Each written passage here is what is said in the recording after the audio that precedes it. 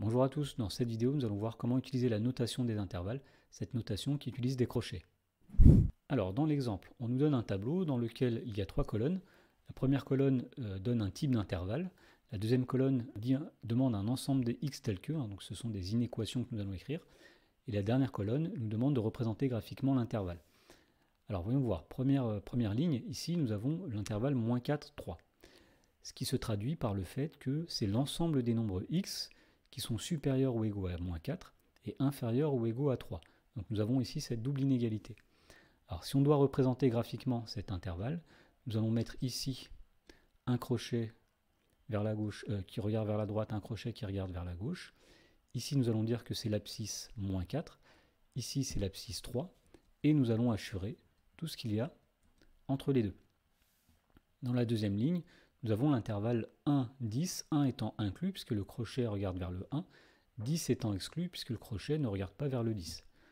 Alors ça, c'est l'ensemble des nombres x tels que, alors x est supérieur ou égal à 1 puisqu'il est entre 1 et 10, et il est strictement inférieur à 10 puisque x est entre 1 et 10 et que 10 est exclu. Alors si on doit représenter cet intervalle, nous allons dire ici que nous avons donc un intervalle de ce type-là que nous allons assurer. La borne de départ ici c'est 1 et la borne d'arrivée c'est 10. Dans la troisième ligne, nous avons l'ensemble des x tels que x est strictement plus grand que 2 et inférieur ou égal à 3. Et bien ça veut dire que x appartient à l'intervalle donc 2 exclu, 3 inclus. Et donc si on doit le représenter, nous allons mettre ici 2 au départ, 3 à l'arrivée, et puisque 2 est exclu, le crochet ne regarde pas vers les hachures, puisque 3 est inclus, le crochet regarde vers les hachures. Dans la question suivante, dans la ligne suivante, nous avons l'ensemble des x supérieurs ou égaux à moins 4. Alors, si on commence tout d'abord par représenter cet ensemble, nous allons mettre moins 4 ici sur l'axe des abscisses.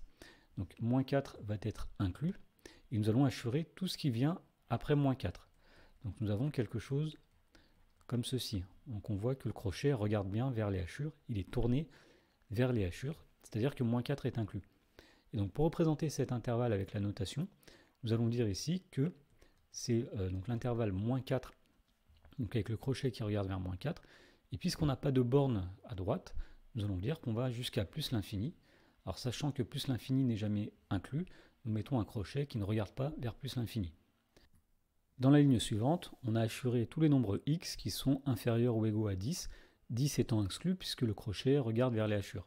Alors si on traduit ceci avec des inégalités, ça veut dire que c'est l'ensemble des x inférieurs ou égaux à 10.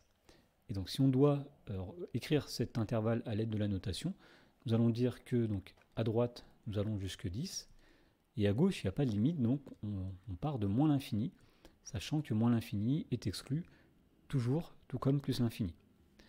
Dans la ligne suivante, nous avons l'intervalle qui va de 10 jusqu'à plus l'infini, 10 étant exclu.